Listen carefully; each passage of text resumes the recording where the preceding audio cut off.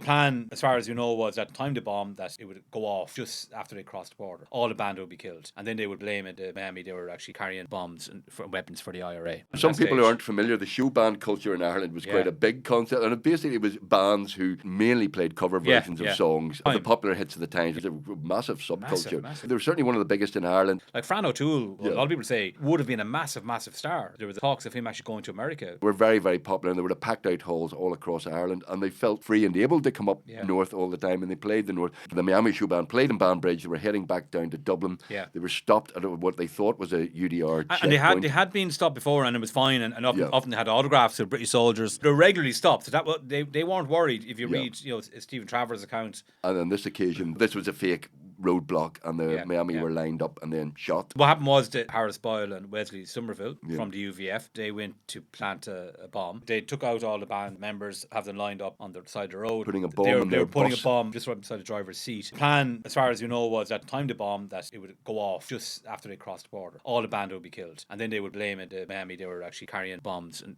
weapons for the IRA. Right. That was the plan. But the bomb detonated early.